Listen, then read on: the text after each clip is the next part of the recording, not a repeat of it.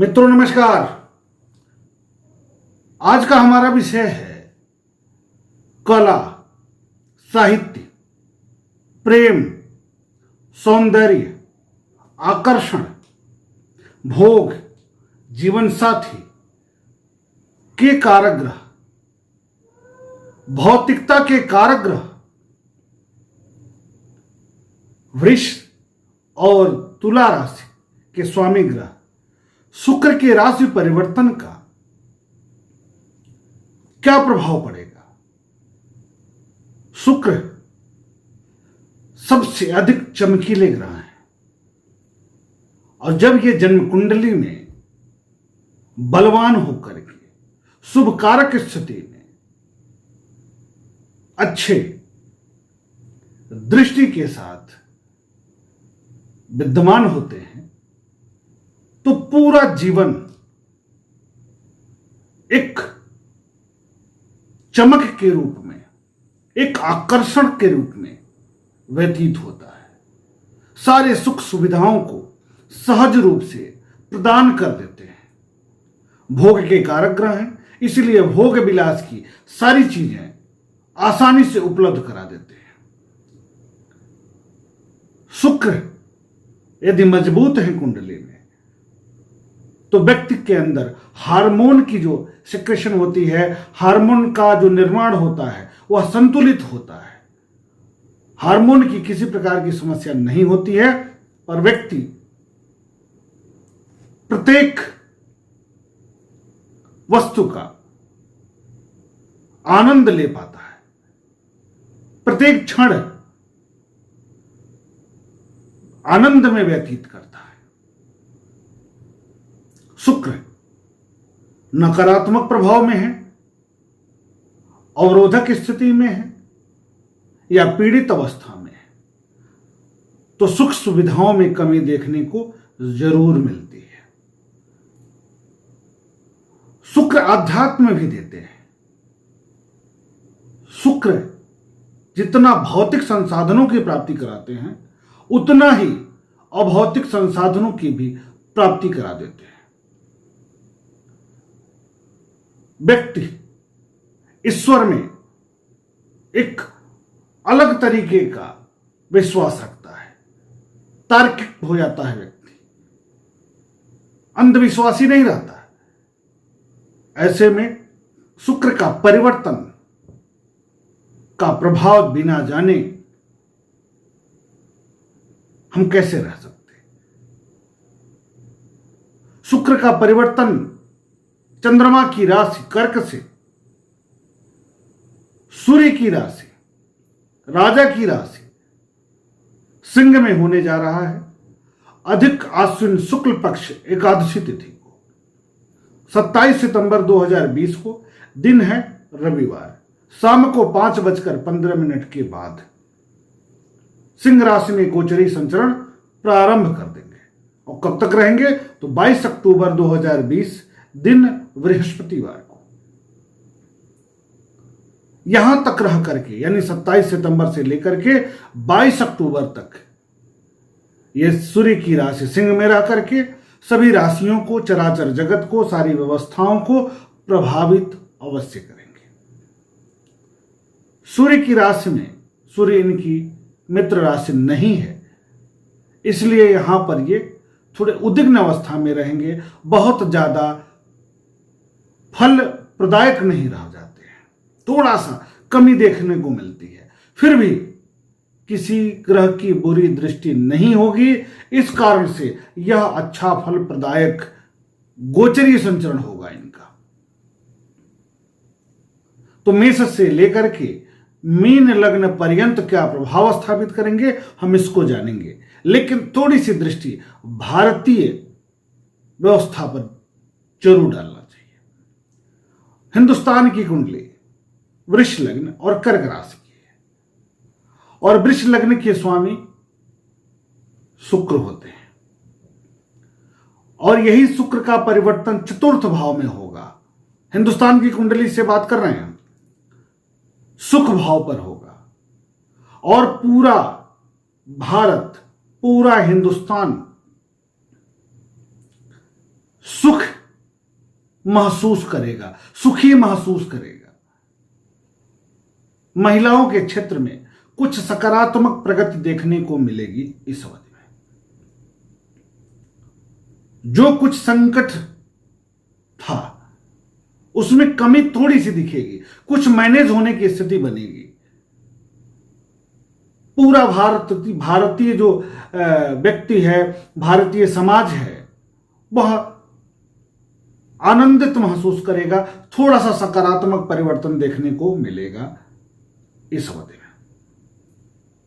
चूंकि सुख भाव में है, चतुर्थ भाव में होंगे, चतुर्थ भाव में ये दिग्बली हो जाते हैं, कारकत्व में आ जाते हैं और लग्नेश भी हैं। इस कारण से भारतीय दृष्टिकोण से भी इनका यह परिवर्तन सभी क्षेत्रों के लिए सुखदायक है। भारत का वर्चस्व विश्व स्तर पर बढ़ेगा, इसमें दो राय नहीं है। लेकिन जैसे जैसे ये अंशों में अधिक होंगे और अगली राशि में प्रवेश की तरफ जाएंगे तो इनका जो शुभत्व होगा वह कम हो जाएगा, कम होने लगेगा, क्योंकि ये नीच राशि में प्रवेश करेंगे, कन्या राशि में 22 अक्टूबर के बाद। तो जैसे ही ये 25 डिग्री भोग कर लेंगे लगभग 15 अक्टूबर के बाद से, तो थोड़ा सा निगेटिविटी, नकारात्मकता देखने को मिलेगी। सुखों में थोड़ी सी अवरोधक स्थिति उत्पन्न हो सकती है, चाहे वो जन आंदोलन की स्थिति बने या कोई विवाद की स्थिति बने, किसी न किसी प्रकार से सुखों में कमी देखने को मिलेगी। अब हम प्रारंभ करेंगे मेष लग्न से लेकर के मीन लग्न पर्यंत क्या प्रभाव स्थापित करेंगे। तो मेष लग्न में ये कहां जा रहे हैं? पंचम भाव पर, संतान के भाव पर, विद्या के भाव पर, बुद्धि के भाव पर। और कारक किसके हैं? धन के और दाम्पत्य के। तो सप्तमेश का पंचम भाव में गोचर प्रेम संबंधों में वृद्धि, जीवन साथी के सहयोग में वृद्धि, जीवन साथी के प्यार में वृद्धि, धन में वृद्धि कराएंगे। अपनी राशि से, वृष राशि से चतुर्थ भाव पर जा रहे हैं, तो निश्चित तौर पर शुभ कारक होंगे। बौद्धिक क्षमता के बल पर, बुद्धिमत्ता के बल पर मेष लग्न के लोग धनार्जन करेंगे, चाहे वो व्यापार के क्षेत्र से जुड़े हैं, चाहे वह राजनीति के क्षेत्र से जुड़े हैं, व्यापारी हैं या किसी भी व्यवसाय से जुड़े हैं, नौकरी पेशे से हैं, उन वे सभी लोग अपने बौद्धिक क्षमता के आधार पर धनागम कर पाने में सफल होंगे। यहां घूस की बात मैं नहीं कर पा रहा हूं, कुछ ऐसा कार्य करेंगे जिससे इनके सामाजिक प्रतिष्ठा में भी वृद्धि हो। यहां घूसखोरी की बात नहीं हो रही है, नंबर 2 के पैसे की बात नहीं हो रही है। यहां आप अपनी बुद्धि का प्रयोग करते हुए सम्मान को प्राप्त करेंगे। यह भी तो धन है। धन का मतलब सिर्फ पैसा ही नहीं होता है, इसको भी आप समझ लीजिएगा। तो हर तरीके से सुख संपन्नता बढ़ेगी, एक खुशी का वातावरण उत्पन्न होगा आपके लिए इस समय में। वृष लग्न की बात करेंगे तो वृष लग्न में लग्नेश होकर के चतुर्थ भाव में जाएंगे, दिग्बली अवस्था में जाएंगे। ऐसे में सुख के साधनों में वृद्धि, गृह और वाहन सुख में वृद्धि, माता के स्वास्थ्य में वृद्धि, और दृष्टि पड़ेगी राज्य भाव पर, तो कार्य क्षमता में वृद्धि, सम्मान में वृद्धि की भी संभावना बनेगी। लेकिन खस्टेश भी होते हैं, लग्नेश भी हैं और खस्टेश भी हैं। ऐसी स्थिति में थोड़ा सा शारीरिक कष्ट उत्पन्न हो सकता है, थोड़ा सतर्कता जरूरी है इस अवधि में। अब हम बात करेंगे मिथुन लग्न में। मिथुन लग्न में ये व्यय भाव के कारक होते हैं और पंचम भाव के कारक होते हैं, बुद्धि के कारक होते हैं, विद्या के कारक होते हैं, संतान के कारक होते हैं। और इनका गोचरी संचरण होगा तृतीय भाव पर, पराक्रम के भाव पर, भाई बंधुओं के भाव पर, सोशल जो दायरा है उस भाव पर। तो निश्चित तौर पर बुद्धि बल से सोशल जो क्षेत्र है, सामाजिक जो क्षेत्र है, उसमें वृद्धि होगी। आप अपनी प्रतिष्ठा को बनाए रखने के लिए हो सकता है कुछ धन भी खर्च करें। आपके जो सर्किल है उस पर कुछ खर्चा हो सकता है, मित्रों पर कुछ खर्च हो सकता है, भाई बंधुओं पर कुछ खर्च हो सकता है, लेकिन पराक्रम में वृद्धि हो सकती है। बुद्धि का प्रयोग करते हुए आप अपने सामाजिक पद प्रतिष्ठा को प्राप्त कर पाने में सफल होंगे। और यहां से शुक्र की दृष्टि भाग्य भाव पर होगी, शनिदेव की राशि पर होगी, इसलिए भाग्य में उन्नति महसूस करेंगे। कोई अटका हुआ कार्य होगा, अवरोध हुआ, कोई कार्य ऐसा होगा जो व्यवधान में है, कार्य नहीं हो रहा है, इस अवधि में होता दिखेगा। असंभव है कि आपका कार्य बन जाए इस अवधि में। प्रेम संबंध के मामले में एक बेहतर परिणाम देंगे, सकारात्मक परिणाम देंगे। जीवन साथी का साथ बिल्कुल मिलेगा, शुभ कारक होगा दाम्पत्य जीवन के लिए, प्रेम संबंधों के लिए। व्यापार के क्षेत्र में विस्तार हो सकता है, खर्च हो सकता है, दायरा बढ़ सकता है, तो शुभ सूचना इस अवधि में मिलेगी मिथुन लग्न वालों के लिए सभी क्षेत्रों से। खर्च पर नियंत्रण रखना होगा, थोड़ा सोच कर खर्च करिएगा बस। अगली लग्न है कर्क। कर्क लग्न में द्वितीय भाव पर जा रहे हैं, धन भाव पर जा रहे हैं, सुख के कारक होकर के, लाभ के कारक होकर के, तो जाहिर सी बात है सुखों में वृद्धि कराएंगे, लाभ में वृद्धि कराएंगे। बाड़ी व्यवसाय के क्षेत्र से जो लोग जुड़े हैं उनके लिए एक शुभ समाचार प्रदान करेंगे, शुभता बढ़ाएंगे, इसमें दो राय नहीं है। आप अपनी वाणी के बल पर कुछ अच्छा कर पाने में सफल होंगे, चाहे आप व्यापारी हों, राजनैतिक व्यक्ति हों, चाहे अध्ययन अध्यापन के क्षेत्र से जुड़े हुए हों, चाहे वकालत के फील्ड से जुड़े हुए हों। निश्चित तौर पर इस अवधि में एक अच्छी सफलता देखने को मिलेगी। अब हम बात करेंगे सिंह लग्न के लिए। तो सिंह लग्न में इनका गोचरी संचरण हो रहा है लग्न भाव पर, और कारक किसके हैं? तो राज्य भाव के कारक हैं और पराक्रम भाव के कारक हैं। लग्न भाव पर जा रहे हैं गोचर करके, तो आप में एक आकर्षण दिखेगा, आप अपने सुखों पर खर्च कर सकते हैं। आप अपना सोशल दायरा बढ़ाने के लिए, सामाजिक पद प्रतिष्ठा बढ़ाने के लिए, अपने श्रृंगार में वृद्धि करने के लिए, चाहे कपड़े आदि पर खर्च करें, चाहे आप घूमने फिरने पर खर्च करें, लेकिन आप स्वयं के दिनचर्या पर कुछ खर्च करेंगे। अब बात आती है दशम के कारक होकर बैठे हैं, तो सामाजिक क्षेत्र, सामाजिक प्रतिष्ठा, परिश्रम में वृद्धि, सम्मान में वृद्धि बिल्कुल होगी इस अवधि में। यहां बैठे शुक्र की दृष्टि सप्तम भाव पर पड़ेगा, और सप्तम भाव के वैसे नैसर्गिक कारक हैं, और यहां पर दृष्टि पड़ेगी इनकी कुंभ राशि पर। तो जाहिर सी बात है जीवन साथी का प्यार मिले, जीवन साथी का सहयोग मिलेगा, प्रेम आकर्षण बढ़ेगा। इस प्रकार भोग में वृद्धि कराने वाले साबित होंगे सिंह लग्न वालों के लिए। कन्या लग्न की बात कर लिया जाए तो कन्या लग्न में ये द्वादश भाव पर गोचर करेंगे, व्यय भाव पर गोचर करेंगे, और कन्या लग्न में ये धन के कारक होते हैं और भाग्य के कारक होते हैं। धनेश होकर के, भाग्येश होकर के द्वादश भाव में जा रहे हैं। वैसे तो यदि द्वितीयेश यानी धनेश और भाग्येश द्वादश भाव में जाए तो भाग्य भंग योग बना देता है, लेकिन शुक्र को इसका दोष नहीं लगता। द्वादश में शुक्र और भी प्रबल रूप से सकारात्मक कार्य करते हैं, तो भोग के संसाधनों में वृद्धि कर देंगे, प्रेम आकर्षण में वृद्धि कर देंगे, जीवन साथी के सहयोग में वृद्धि कर देंगे, धनागम के अवसरों में वृद्धि कर देंगे, धन लाभ जरूर कराते हैं, बाहरी क्षेत्र से पैसा लाने में पूरा मदद करते हैं। आपको वाणी पर थोड़ा संयम बरतना होगा इस अवधि में। अब इनकी दृष्टि पड़ेगी रोग ऋण शत्रु के भाव पर, छठे भाव पर। तो एलर्जिकल समस्या, स्किन की एलर्जी हो जाए, अथवा थोड़ा हार्मोनल डिसबैलेंस की स्थिति उत्पन्न हो सकती है इस बीच में। तो इसके लिए कुछ नहीं करना है आपको। आप अपनी थाली से एक रोटी निकालिए, गाय माता को खिलाती थी। तो बहुत अच्छा परिणाम प्राप्त होगा। अब हम बात कर लें तुला लग्न के लिए। तो तुला लग्न में लग्न के स्वामी ही हो जाते हैं, लग्न के कारक होते हैं, लग्नेश होने के कारण शुभ फलदायक ही होंगे।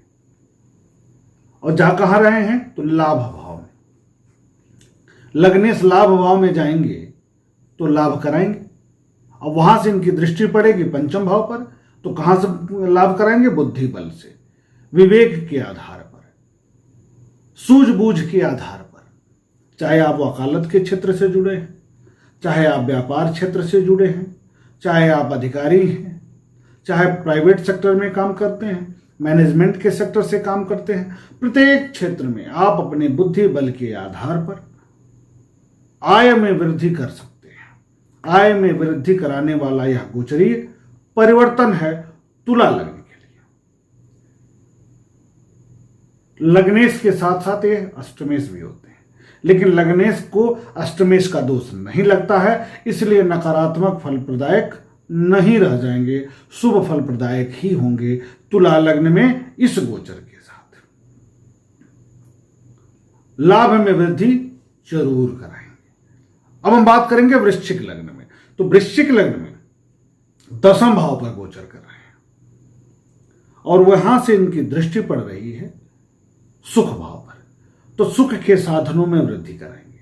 और वृश्चिक लग्न में कारक हो जाते हैं ये व्यय भाव के और दाम्पत्य के, तो बहुत शुभ कारक नहीं होते।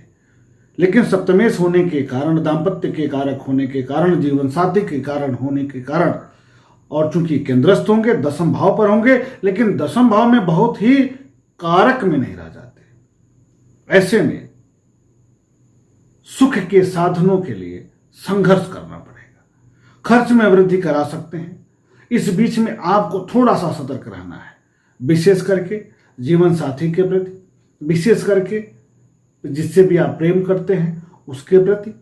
कार्य क्षेत्र में आपको सतर्क रह करके कार्य करना होगा। प्रत्येक महिला का पूर्ण रूप से सम्मान करना होगा इस अवधि में, नहीं तो घबराहट पैदा कर सकते हैं, खर्च में वृद्धि करा सकते हैं, जीवन साथी के साथ तनाव का वातावरण उत्पन्न कर सकते हैं। इस तरह की स्थितियां उत्पन्न कर सकते हैं शुक्र महाराज। अब हम बात कर लेते हैं धनु लग्न में। तो धनु लग्न में ये लाभ के कारक होते हैं और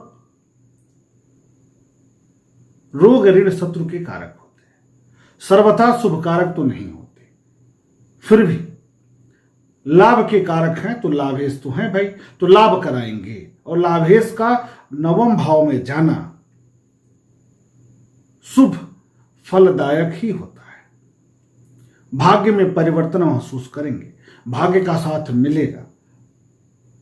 प्रेम, आकर्षण, भोग, लाभ, पराक्रम आदि में वृद्धि कराने वाले होंगे आपके लिए शुक्र। नवम भाव में जा रहे हैं तो माता दुर्गा की आराधना जरूर करिए इस अवधि में। मंदिर में जाकर के मां भगवती से प्रार्थना करिए, दर्शन करिए, विशेष करके शुक्रवार के दिन।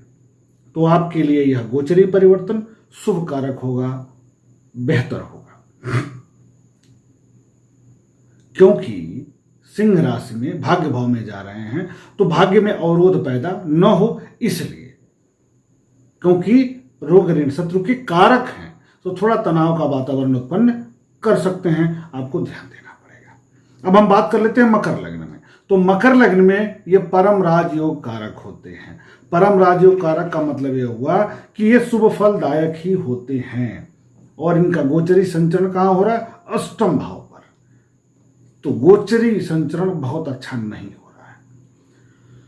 परिश्रम के कारक हैं और संतान के कारक हैं, पंचम भाव के कारक हैं, बुद्धि बल के कारक हैं, विवेक के कारक हैं।